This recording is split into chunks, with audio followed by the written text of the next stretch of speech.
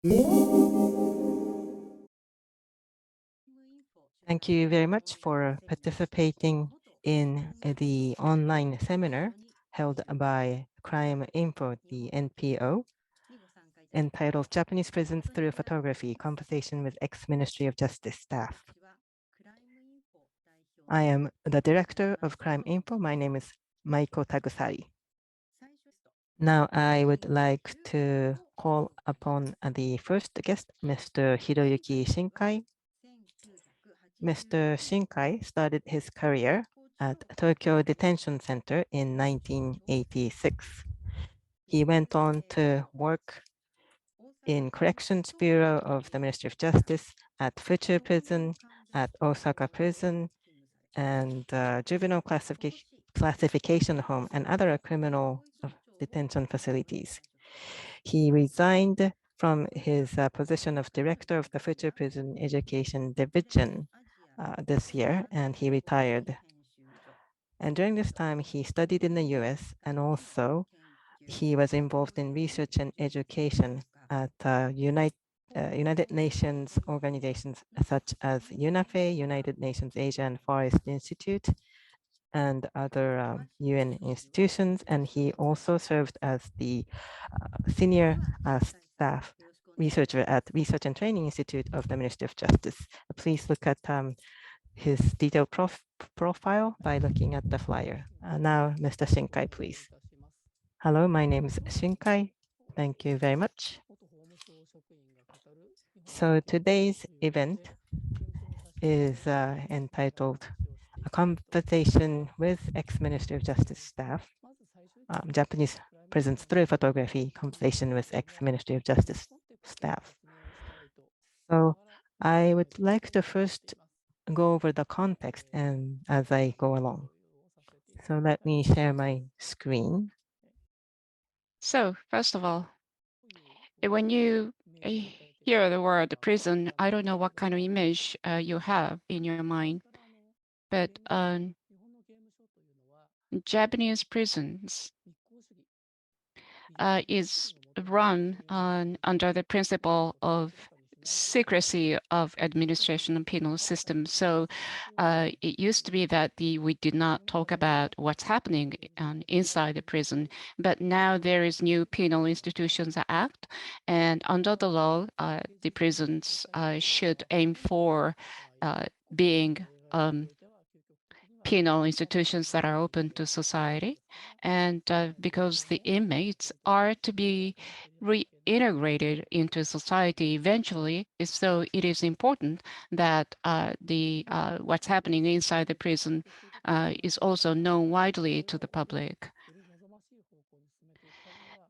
No institution or system is perfect, but we need to make efforts to make them as desirable as possible. And we need for that the discussion based on evidence. And I hope that this event will be useful for us to move towards such discussion.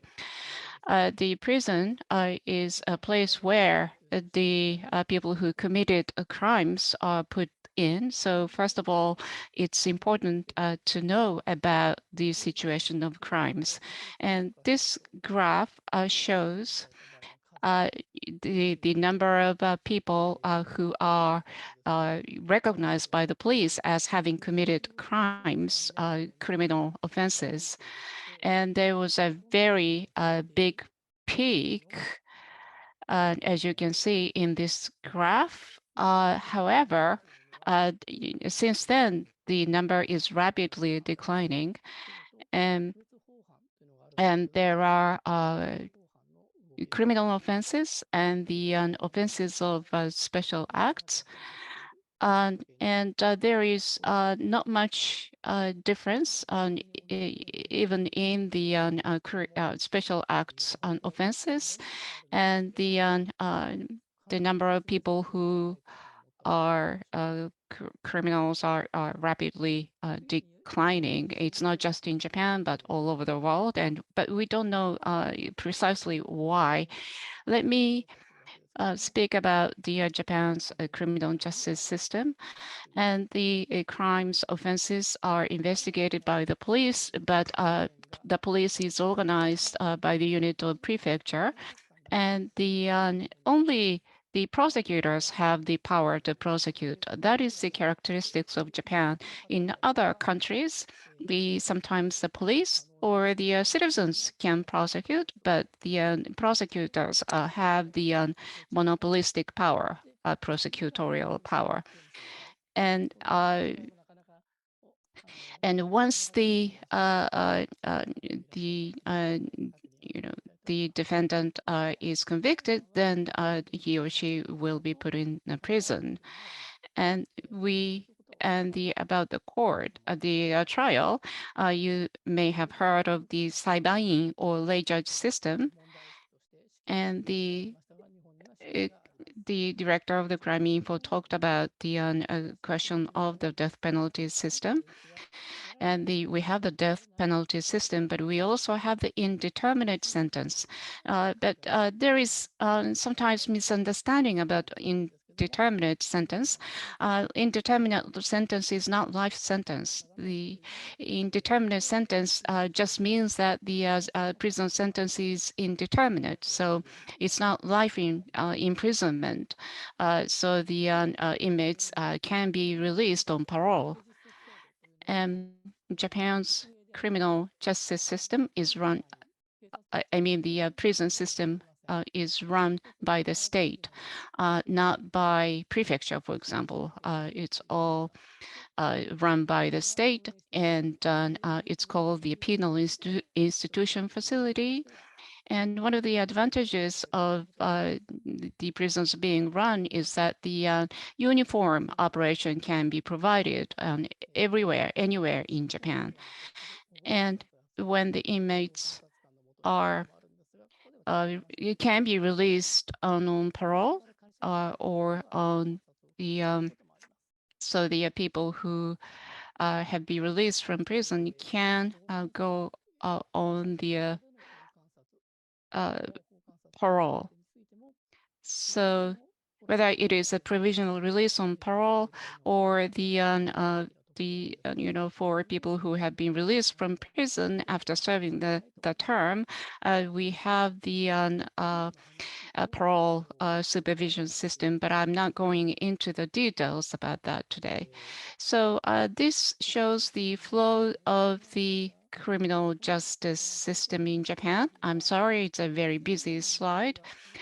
It used to be that the 800,000 people as of 2 years ago, 2020, who have been received by the prosecution's office.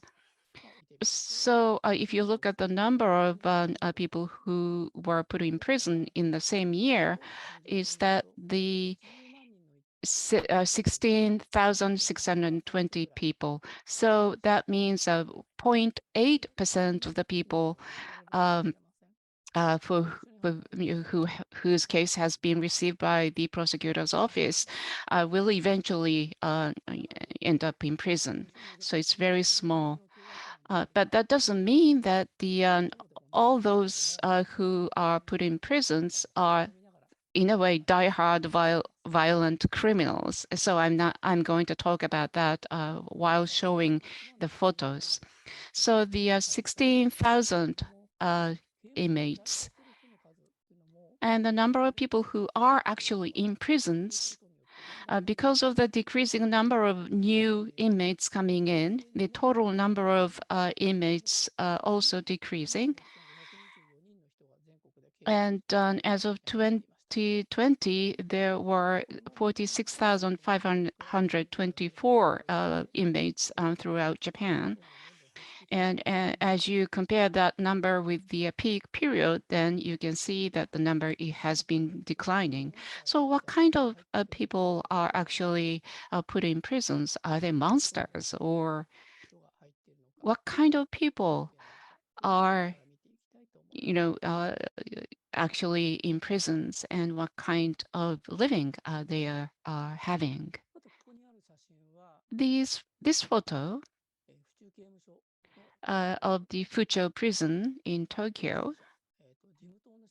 And this is the office building of the Fuji prison. I wonder what kind of image this conjures up in your mind. I sometimes have the opportunity to give lectures in schools, and sometimes the school teachers would tell me that because the prison is a terrible place, so please tell my students that if you do something bad, then you will be sent to such a terrible place. Well, there may be a reason why the people think of a prison in such a way, but as people who are doing work in the prisons, that's not necessarily true. And the Fuji prison is the largest prison in terms of the number of inmates. The capacity is about 3,000. It can house more than 3,000, but when I retired, it was about 1,800 people.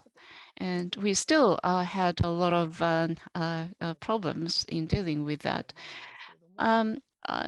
Not all the prisons are new and very great looking, but let me show you some photos. This is a very retro looking photo. And this is a gate which is in the Tokyo Detention House, which was built pre-war time. And this may be the image that you may have about the prison. Why I took this photo? When I was hired as the prison officer in 1986, I took a photo with me in front of this gate because this gate was very famous as gate that's never opened. And it used to be called the Kosuge prison. And then there is a river nearby, and the inmates would cross that river in order to be sent into the prison. And this is now the Tokyo Detention Center. And this is the Kurobane prison, and there is a tower which stands at the corner of the premise. And you see the round thing on top of this tower. And this used to be the watchtower. And the American people would think of this as a gun tower, but of course it's not a gun tower.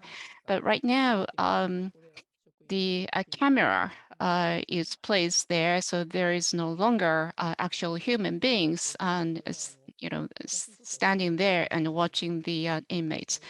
And this is a photo which conjures up a very good, just a memory within myself. This is at the Tokyo Detention House. It looks like a bird, but behind this tower of buildings standing in a radial way. So, and those buildings look like tail feathers of a crane or bird. The people who are put into the prison, we don't randomly assign them to different places. We have a system for classification of inmates and what kind of treatment is done for each category is stipulated. And the biggest classification is by sex, whether male or female, and also the kind of offense committed, and also the classification for the types of work. So this is the hallway of Fuji prison on the outside. It might look sort of forbidding, but it really represents the prison, well, the quietness and everything. I will talk about this later, but while the inmates are working, it's quite quiet. So that may be something that surprises people, but this really captures the atmosphere of prison well. This is also, I believe, Fuji prison. This is the hallway of the cells or rooms. There are small rooms, so these are single rooms. On the outside of the door, there's a handle, but inmates are not allowed to touch the handles. If you touch the handle, then it would lock the door. And on the inside of the door, there is no handle. On the door, there's what looks like a window that is long vertically, but that's the monitoring window. There's another small door on the left-hand side of the door, and through that opening, breakfast and dinner will be pushed in. This gives the impression that it's quiet, but during the day, on weekdays, the inmates would go to work. So usually there's no one around during the day on weekdays. Let's look at the inside of the room. There are differences depending on where the prison is, but single rooms usually have about 4.7 square meters or so. This looks like 3 tatami mat room, so it would be about 5 square meters or so. With a single room, there's no interpersonal interactions and therefore less stress, so it is preferred by inmates. But on the other hand, you would spend the time alone, so some people don't like that. So some people are placed in a single room as a privilege, but on the other hand, those that are considered difficult to be part of the group are put in single rooms as well. There's a bedding that is folded neatly, but there are rules to have them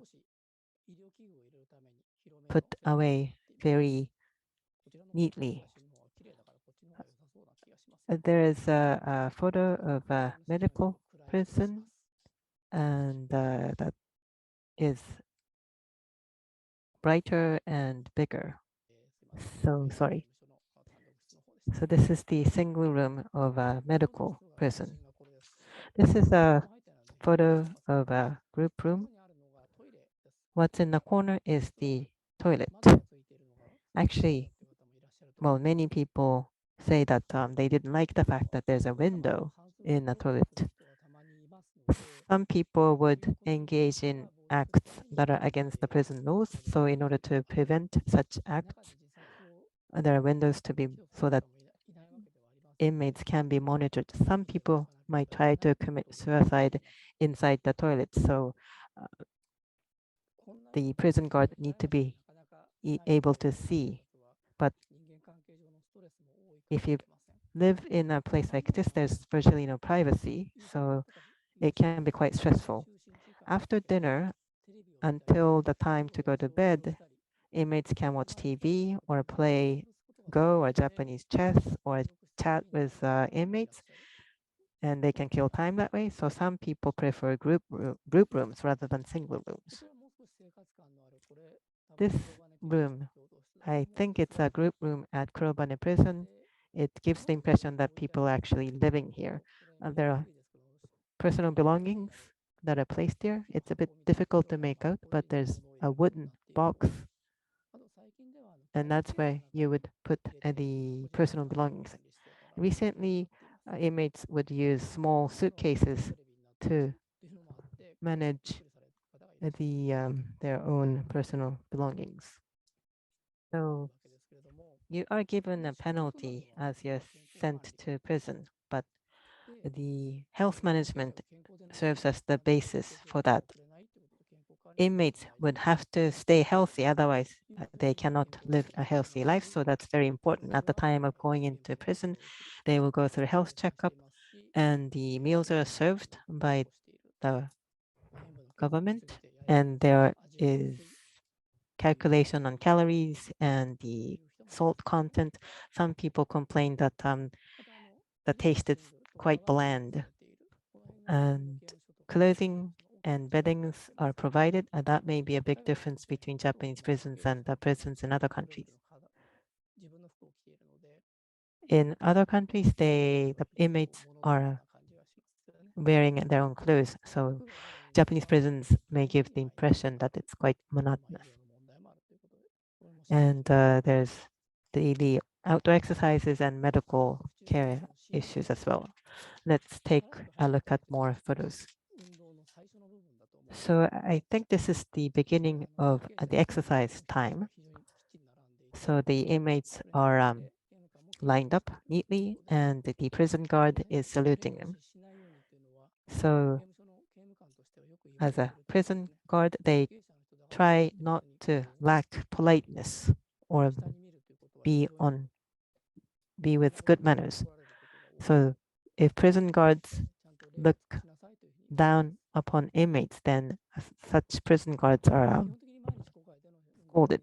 They need to be polite. So in principle, inmates are allowed to exercise it daily outside, and as part of educational recreational purpose, they would have sports day or softball games. So it looks like it's done quite orderly, but lately maybe they would only have this kind of ceremonial routine at the beginning and end of the exercise time. During the exercise time, people would spend it freely, that some are just sitting around or chatting or sunbathing. During this time of the year, they can take a shower after exercising, but there's a danger of heat stroke if it's too hot outside. This is the exercise ground of a medical prison. It's not as big as that in Fuji.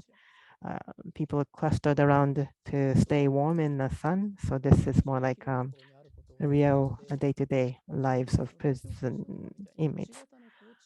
So with a place like Fuji, there is a large playing ground, but at a place like a Tokyo Detention house, which is situated right in the middle of the city, it's difficult to have a big ground, so they might have the exercise a place at the rooftop. In that case, they need to have the covering to prevent the inmates from running away.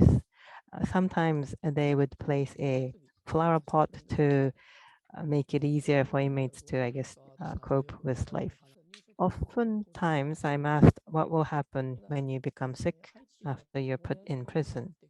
So the inmates would go through a health checkup when they first arrive. And with the aging of prison population, some people would become ill, or some people would be placed in prisons with existing pre-existing conditions, health problems. As I mentioned earlier, the meals are managed in terms of calories and salt content, but still people would fall ill. And in prisons, it is possible to be seen by doctors, but it's quite difficult to secure doctors. It's quite difficult to have full-time doctors residing in prison. But when you become sick and require specialized care, then they can go to a regular hospital to be seen, or if necessary, they can be hospitalized. There's medical prison or a medical center renamed as medical center recently. So you can be medically examined at those facilities. And this is a picture of Fuchu. Sometimes, in some cases, they have the proper facilities to perform an operation. Lately, people requiring dialysis would come into prison. So some prisons would have big facilities where people can go through dialysis. The connection with the outside world while you serve time in prison is quite important. So visitations are allowed. There's what's called system of privileges. So those inmates that are diligently serving their time, and then the number of visits or number of letters you can send per month would increase. You start out with twice a month in terms of visits, and some people can have visits almost every day, but the visits would last for 30 minutes, and the prison guard will be there. This is what the visit room would look like. You see inmates through the acrylic board. This is quite different from how it is in other countries. So the prison guard would sit in a chair along with the inmate.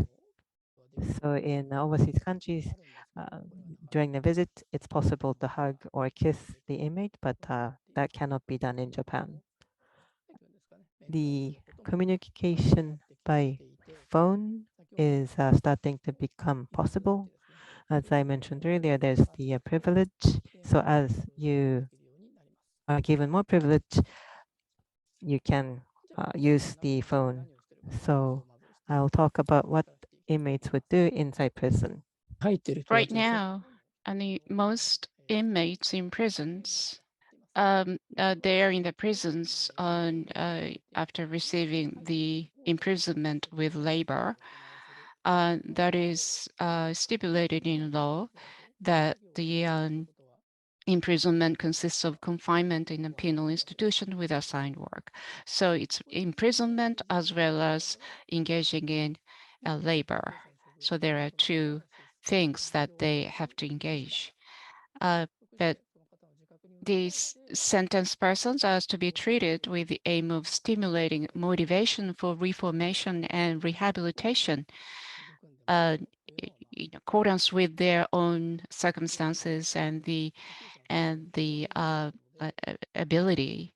And that is the basis for the treatment of inmates. So the work in prison is very important, and so it has an important significance. And the kinds of work, there are production work, productive work, vocational training, and maintenance work. Productive work is like in a normal factory, producing products, final products or semi-products. Vocational training is a training in order to obtain some qualifications. A maintenance work is because Japanese prisons are in principle run in a self-sufficient way. So the work needed for the inmates for the in the prisons need to be done by inmates themselves. I'm going to explain about that in more detail later. And I think this is a workshop in the prison. It's very wide, and the things are put organized in a very neat way. And in the front side of the picture, you will see circular saw and sanders, very big. And foreign people usually see this kind of situation and is surprised. And we have technical officers who provide guidance to the inmates in their work, and they are also the employees of the Ministry of Justice. And the two people standing in front of the officer are inmates. And these are the tools used by the inmates in their work, hammers and chisel and saw. These can be weapons, but they are using those tools in their work. And there will be 30, 40, 50 inmates in the shop, and there is only one officer guard, supervising that, and that is also, you know, the foreign people would be quite surprised to see that. And I think this is at the Chiba prison. Chiba prison is a house where the people who have committed, for example, the homicides and murders are housed. And And this is the kind of situation which I would say is very disorderly because the tools are left unattended. And if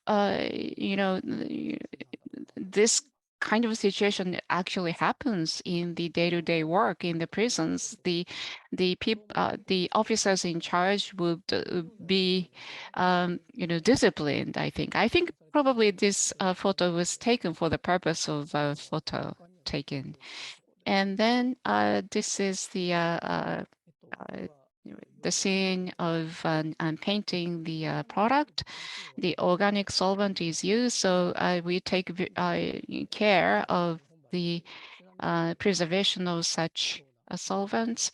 And sewing, and they are engaged in a very complicated sewing, for example, using 2 needles or 3 needles. And this is a leather craft. And the processing leather requires a high level of skills. And at Chiba prison, inmates create beautiful shoes. And I actually bought 3 pairs for myself. And vocational training, I think this is part of the car mechanic vocational training course, I believe. And so these are the courses where the inmates can obtain qualifications which will be useful after they are released. And there are different kinds of vocational training programs for the welding, forklifting, information processing, and others, more than 50 kinds. And this is called the maintenance work, the work needed for the day-to-day living of the inmates in the prisons.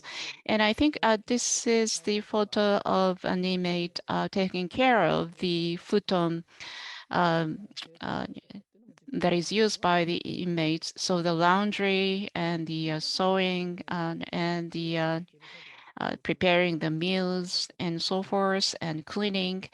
And maintenance work is to be done by inmates who are diligent, generally speaking, and who are attentive. But there are not, so many people who are actually qualified for such work. So laundry and ironing, and also the managing the processes in the factories, and the simple accounting work are also done by the inmates themselves. So the work is the one of the most serious kinds of treatment in the prisons. And the educational treatment, which used to be only based on the voluntary initiative of the inmates themselves, but we now have a new law which serves as the basis, a legal basis for providing educational treatment to inmates. So the special treatment program is to be provided to the inmates under this new law, uh, who are deemed to have difficulties in reformation and correction. And so this is one of the 2 major pillars of the treatment. Normally, a general treatment program would be simpler, you might think, but actually the special treatment program is simpler than the general program. So the special treatment program is a specially developed treatment for the prisoners who are deemed to have difficulties in reformation and correction, and smooth rehabilitation so that the program can help ameliorate such circumstances.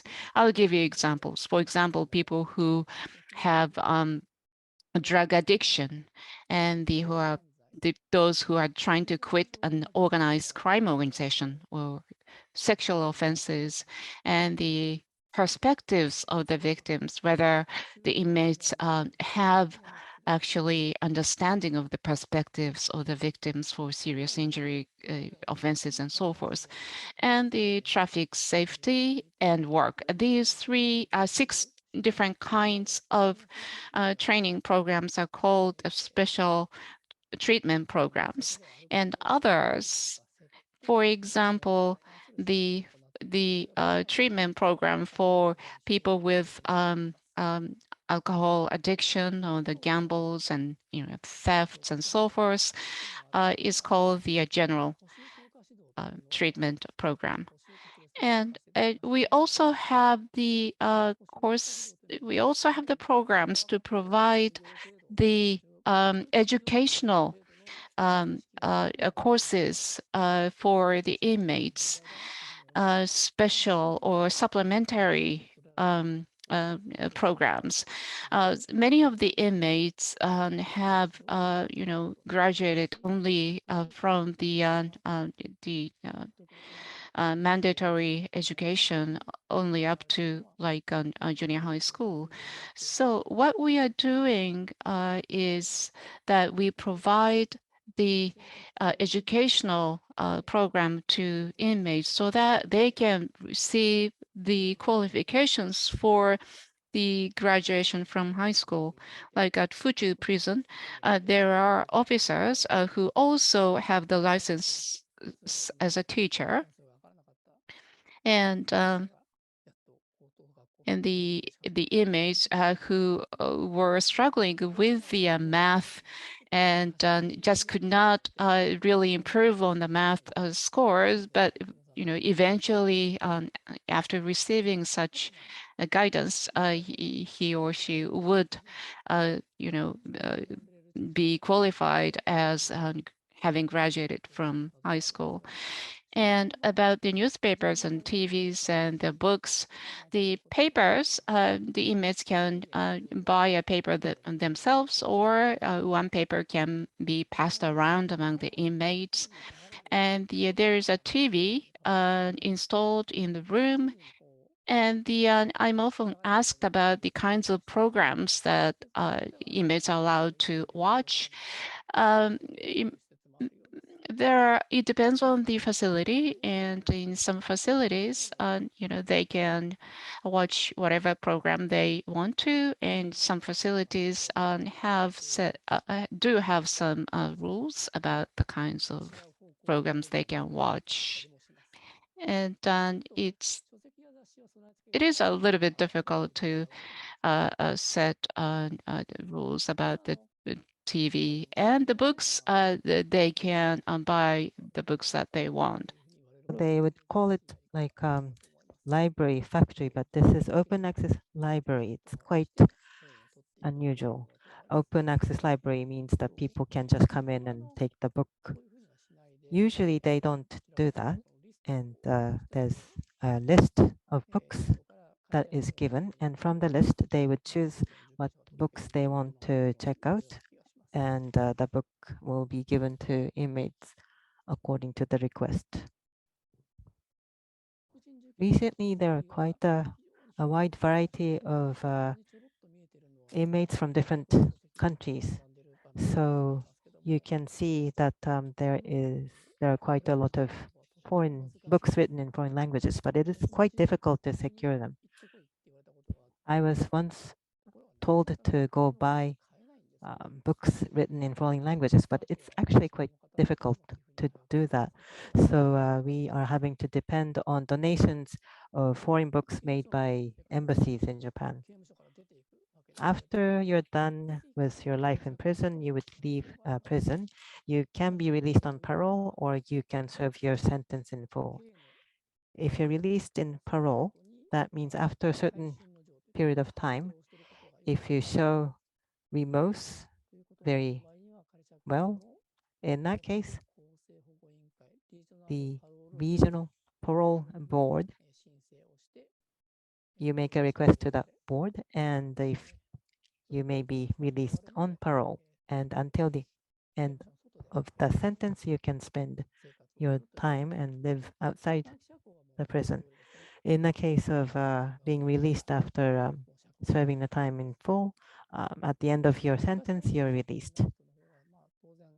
Of course, those that are released on parole would show remorse, or they would have people that they can depend on after they are released. So there are fewer issues with recidivism and others. So those that are released after serving full sentence were problematic. So they need to be able to work, and also it is quite important. It was considered important to have a linkage to welfare systems.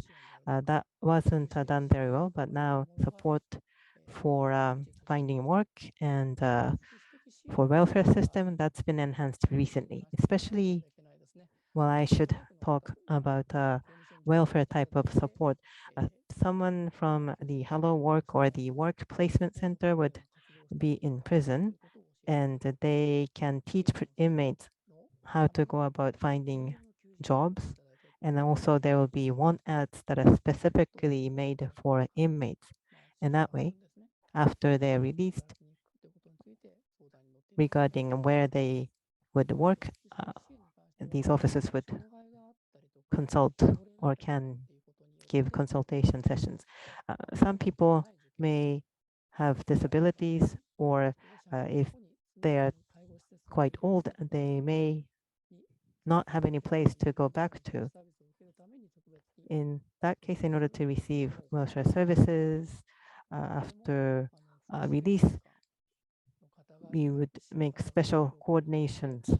So the welfare specialists would make special arrangements. So recently, there's multi-sectoral support given to inmates that are released.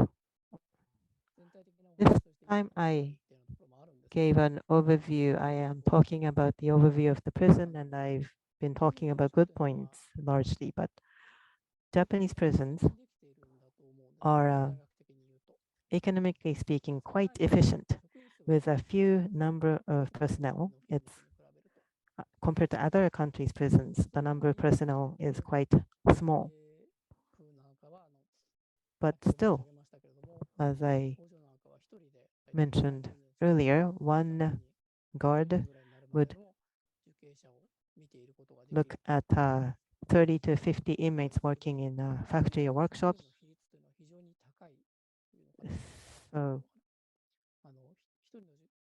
the ratio of the prison guard to inmates is quite low, or one prison guard will have to look after quite a lot of number of inmates, and there are budget reasons as well. But if there are not enough personnel, then it's quite difficult to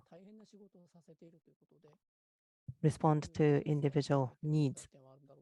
So it is quite a difficult task that we are putting the personnel to work with. And then there is educational treatment that's been enhanced. So they have looked at prisons in other countries. There's psychological treatment programs that are available in other countries, but it is quite a hard task to find people with special qualifications that can provide support. Also,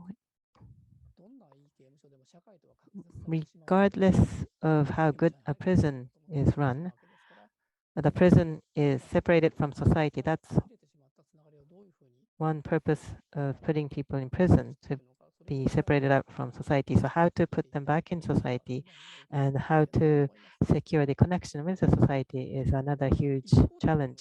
On the other hand, you cannot let inmates to escape. So if there are stronger connections with society, then that would increase the risk of escape. A while ago, there was one inmate that escaped from prison, and he was on a bicycle running around different parts of Japan, and that became a huge issue. And some people would have a very stern view on such incident, but it's quite challenging to strike the right balance between maintaining connection with society and maintaining security and order. So that's one example of different issues. I talked about the number of personnel and stable running of prisons. So lastly, I'd like to make a comparison, international comparison with other countries. This is taken from World Prison Brief. There's a website, you can access that. The US has about 2 million people in prison. So you often compare the prison population for every 100,000 population. In the case of US, it's 629 inmates per 100,000 of population. The ratio is quite high. China has a huge prison population, but China has huge population. So the ratio of inmates is 119 against 100,000 population. Thailand also has high ratio at 411. In the case of European countries, UK has 80,000. The Netherlands has less. But in terms of the ratio against 100,000 of populations, it's 60 to 100 or so. Compared to that, in Japan, the prison population is 47,000, and for every 100,000 population, it's 37. So among developed countries, the ratio is quite low. The crime rate is quite low. So oftentimes I'm asked why it is so low. Within the criminal justice system that I talked about earlier, the indictment or those that would receive convictions, or the conviction would oftentimes result in serving time actually rather than being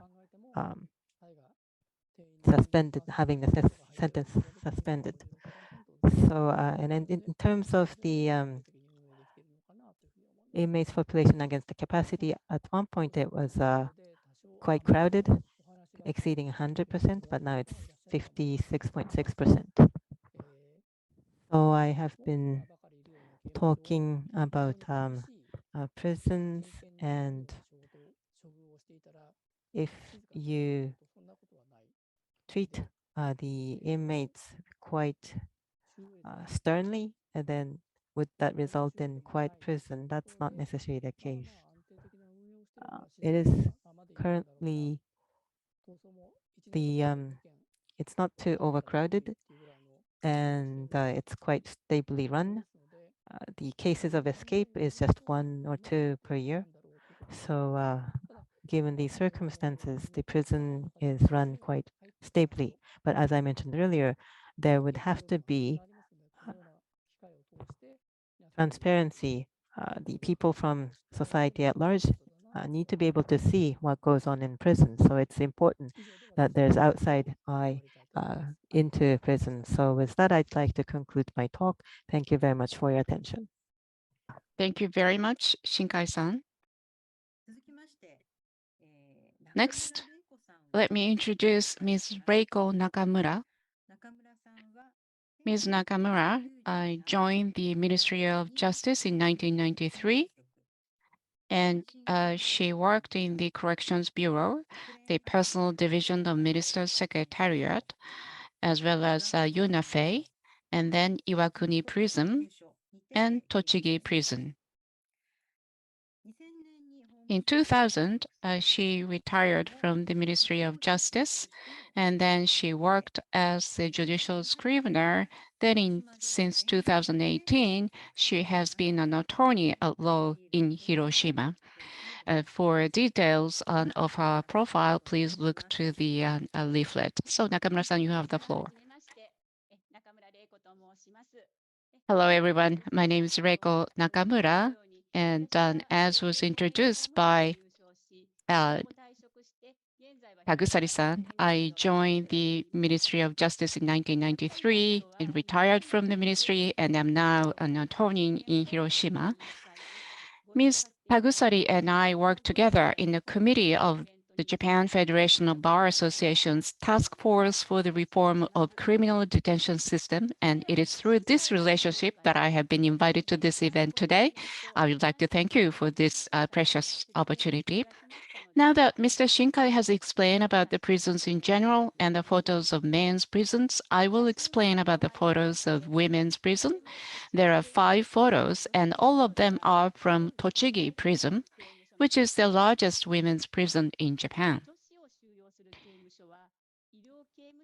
There are 11 prisons, excluding medical prisons for women in Japan, including branch prisons. Compared to the 60 men's prisons in Japan, the number of women's prisons is very small. The number of female inmates is very small, and therefore only 1 or 2 prisons have been established in each block in Japan to house them. Therefore, 5 prisons in Tochigi, Kasamatsu, Wakayama, Iwakuni, and Fumoto, and 4 prison branches of Sapporo, Fukushima, Toyohashi, and Saijo, as well as women's wing of the Kakogawa Prison and Mie Social Rehabilitation Promotion Center. This is because there is an overwhelming gap between the number of male and female inmates.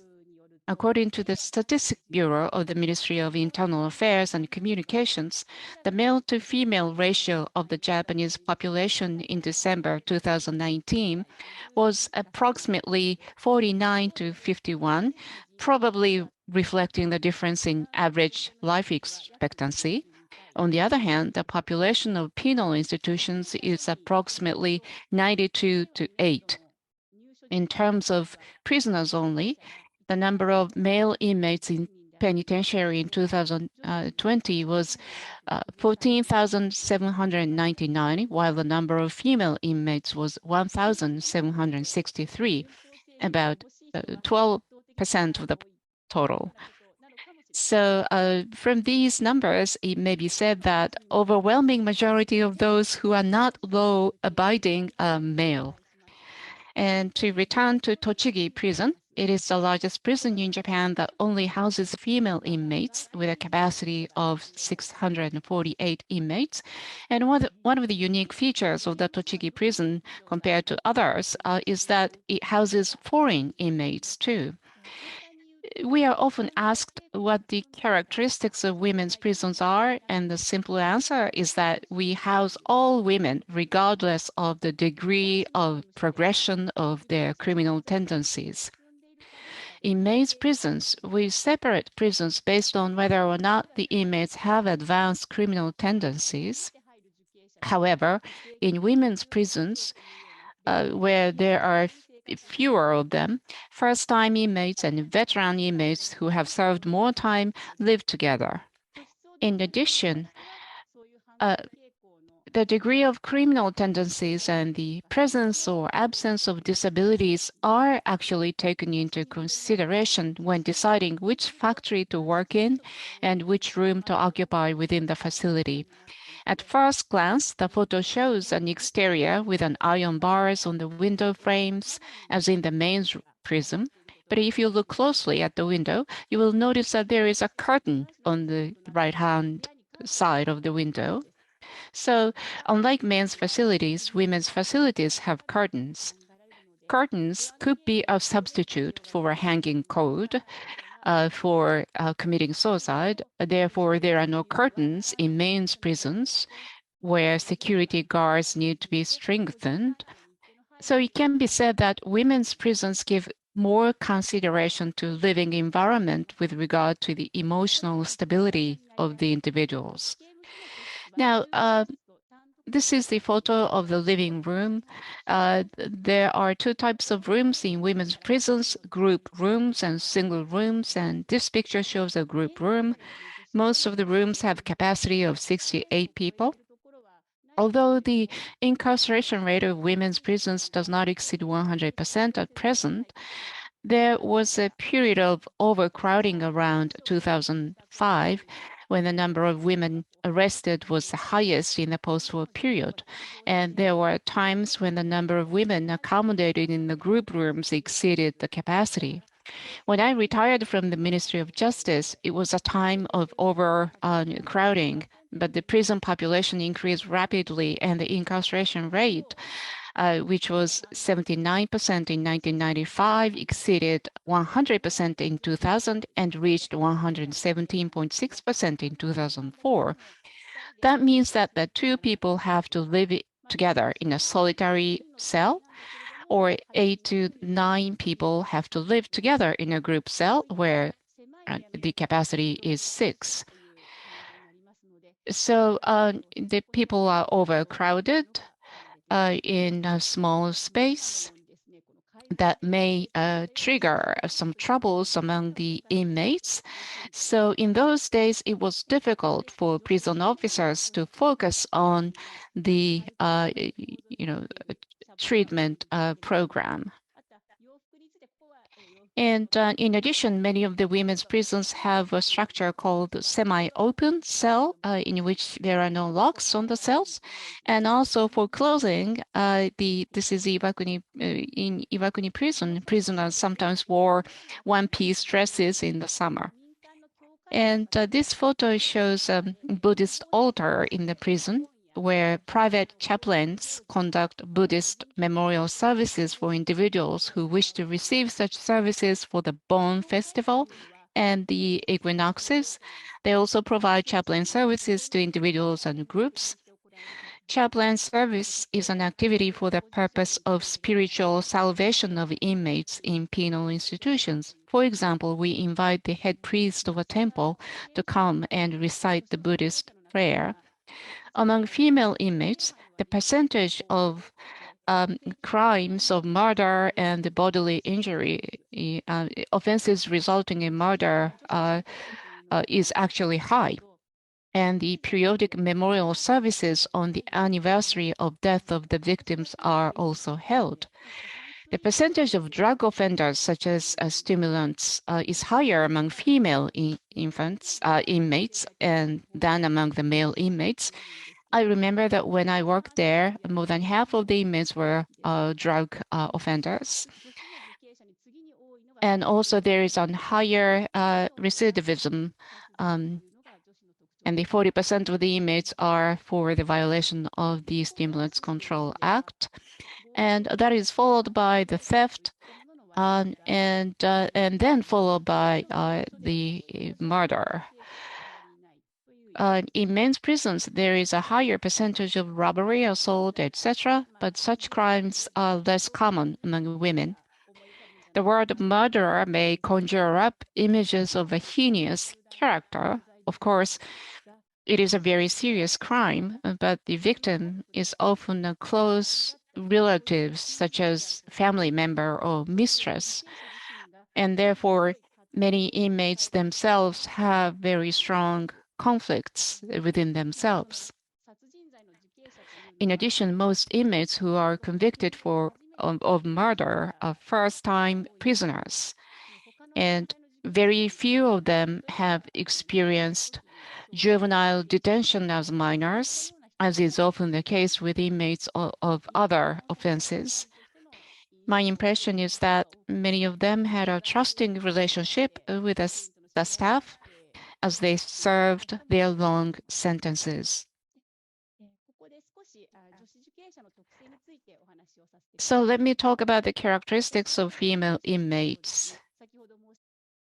As I mentioned earlier, the majority of the offenses are offenses against the stimulants, but in most of the cases, the offenses are for self-consumption. As I recall, oftentimes their boyfriends would encourage the girl to take the substance and resulting in the use. It's quite a contrast with the male prisoners that have the offenses of selling of drugs. And also, so this reflects the psychology of women that do not want to be left. Also, some women have eating disorder, and they use the stimulants.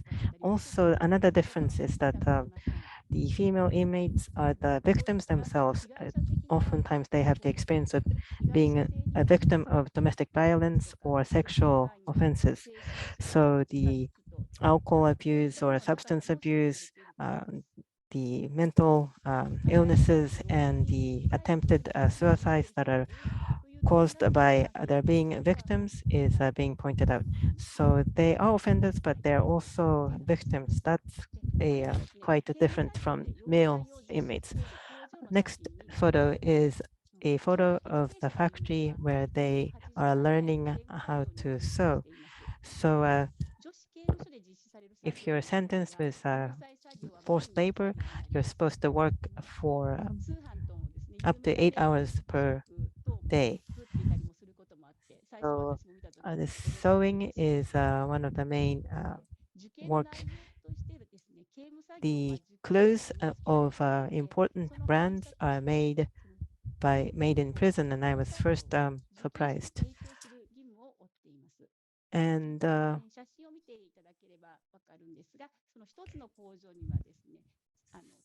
if you look at the photo, there's one prison guard per factory or workshop, and the guard would be on a stage that is a bit higher than the floor level to monitor. In this photo, the female inmates are wearing a white cap, but usually they would have a white scarf, and male inmates would wear a hat.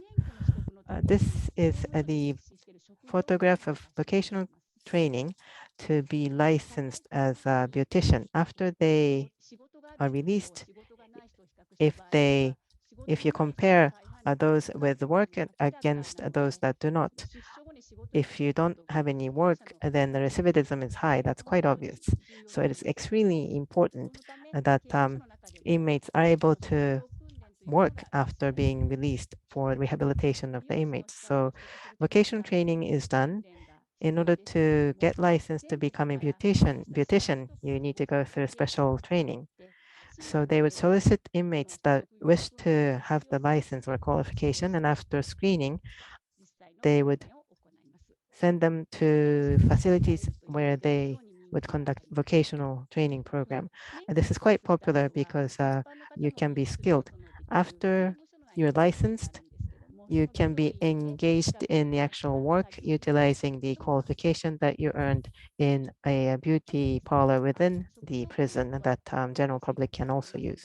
This is a bit different from vocational training, but currently there have been some initiatives taken to enhance the guidance and support that are in line with the characteristics of female inmates. Recently, the nurses and the public health nurses would be hired as part-time workers, and through guidance regarding childbirth and child rearing, they try to rehabilitate the inmates. So there are vocations like physical therapists and nursing care givers, etc. And more than 10 specialized work would work on the health consultation, rehabilitation, helping with taking bath and counseling. There are only 5 photos, so we are done looking at the photos, but I'd like to make my personal observation. As I have been saying, when I retired at the Ministry of Justice, that was a time when overcrowding was starting to happen. So when inside the prison, it was quite disorderly, and security was prioritized to secure the safety. So perspective of improvement and rehabilitation, that was quite difficult to have. But now, against the capacity of the facilities, the number of inmates is about 60 or less than 60%. So there are no facilities where there's an issue of overcrowdedness, and the overall impression is that things are a lot calmer now. In parallel to that, it became important that you have the perspective of improvement and rehabilitation with regards to inmates. So there's more focus on the importance of the connection between prison and the welfare facilities. So I think prisons are starting to be more open. As with this event, talking about photos taken inside prison and having this kind of online seminar, that is unimaginable back when there was the issue of overcrowdedness. So I feel that times have changed. For inmates to truly be rehabilitated, it is indispensable to have the understanding of the society at large and the support. And prison system recognizes that as well. So the correction facilities themselves, rather than seeing them as something to be shunned, they should be accepted by the local communities. So it's quite important that they would gain the trust of the public. They're starting to recognize that. On the other hand, on the side of the society at large, there have been changes taking place. Currently, at a few bar associations, from the perspective of preventing recidivism and from rehabilitation, in order to remove the roadblocks as they come back to society to live a stable life, they would try to solve issues as such as providing support to get work and to make arrangements to find a place to live and go back to. And if there are any legal issues, those should be resolved. So lawyers that would walk along the inmates, that kind of mechanism has been in progress. So I have a lot of expectations that there's a um, a stronger connection with the society. Thank you, Ms. Nakamura. So with this, we would like to close the webinar. And although we were not able to meet each other in person, but please also give a big round of applause to our two guests and also the two interpreters who had to work with the very technical terms. And thank you very much for your participation too. So with this, this webinar is closed. Thank you.